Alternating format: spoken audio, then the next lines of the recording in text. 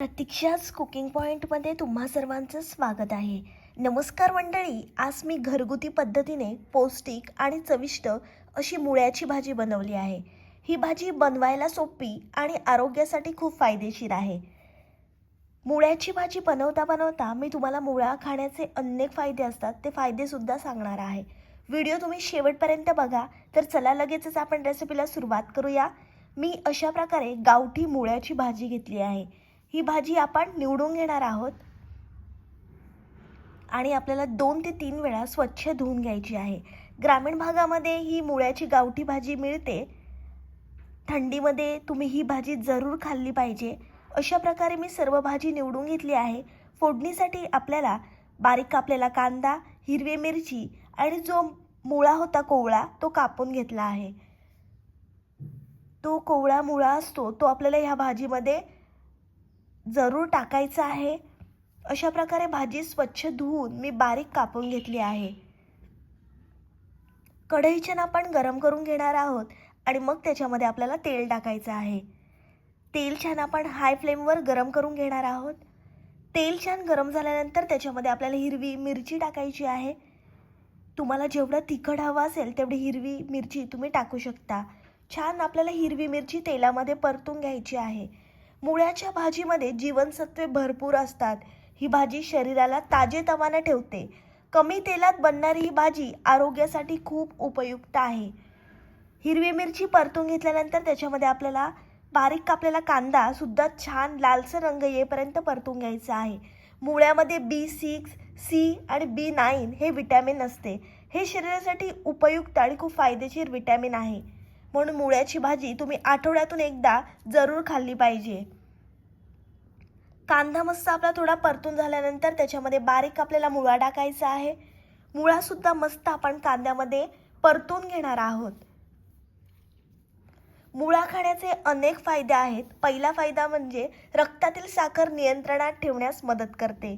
दुसरा फायदा म्हणजे पचन सुधारते आणि बद्धकोष्ठतेपासून आराम मिळतो. रोगप्रतिकारक शक्ती वाढते. वजन नियंत्रणासाठी खूप फायदेशीर असा हा मुळा असतो. त्वचासाठी खूप फायदेशीर असतो. कोलेस्ट्रॉल कमी करण्यासाठी सुद्धा मुळा फायदेशीर आहे. मुळा खाल्ल्याने मस्त भूक वाढते. थंडीमध्ये जरूर तुम्ही मुळा खाल्लाच पाहिजे. मस्त आपला मुळा त्या कांद्यामध्ये परतून झाला आहे. तुम्ही लहान मुलांच्या टिफिनला सुद्धा ही मुळ्याची भाजी देऊ शकता. थोडंसं आपण हिंग टाकणार आहोत आणि अर्धा चमचा आपल्याला हळद टाकायची आहे. मस्त मुळ्यामध्ये कांद्यामध्ये आपण हळद आणि हिंग एकजीव करून घेणार आहोत. तुम्ही वरण भात बनवला, तोंडी लावायला काही नसेल तेव्हा सुद्धा मुळ्याची भाजी बनवू शकता किंवा तांदळाची भाकरी, चपाती, ज्वारी बाजरीच्या भाकरीसोबत हा मुळा अप्रतिम लागतो. आता आपण त्याच्यामध्ये चवीप्रमाणे मीठ टाकणार आहोत. पुन्हा एकजीव करून घ्यायचं आहे आपल्याला. रोजच्या धावपळीच्या जीवनात अशी झटपट भाजी बनवणं म्हणजे खूप समाधानकारक वाटते. मस्त आपलं मीठ एकजीव करून झाल्यानंतर त्याच्यामध्ये आपल्याला बारीक कापलेला मुळ्याची भाजी टाकायची आहे. गरमागरम मुळ्याच्या भाजीची वेगळीच चव असते. अशा भाज्या रोज खायला हव्या. खूप पौष्टिक अशा या पालेभाज्या असतात. छान आपल्याला मुळा एकजीव करून घ्यायचा आहे.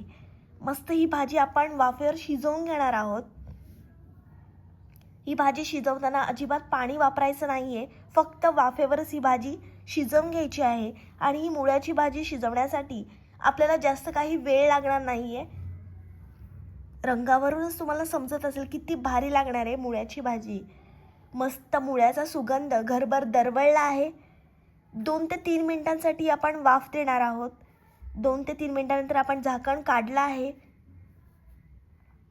मंद आचेवर भाजी आपण शिजवली की भाजीची चव बदलते आणि भाजी छान लागते. साधेपणातच खरी चव असते. मस्त मुळ्याची भाजी तयार झाली आहे. गरमागरम मुळ्याची भाजी खाण्यासाठी तयार आहे. ही रेसिपी तुम्ही जरूर ट्राय करा. माझी रेसिपी तुम्हाला आवडली तर व्हिडिओला लाईक, कमेंट, शेअर आणि चॅनलला सबस्क्राईब करायला विसरू नका. लाईक, कमेंट, शेअर आणि सबस्क्राईब हे सर्व विनामूल्य आहे. तर या महाराष्ट्रातल्या मराठी मुलीला तुम्ही खूप खूप सपोर्ट आणि प्रेम द्या. माझी रेसिपी तुम्हाला आवडत असेल तर तुमच्या मित्रमैत्रिणींपर्यंत खूप खूप शेअर करा. भेटूया पुढच्या रेसिपीसोबत. तोपर्यंत मस्त खा आणि स्वस्त राहा.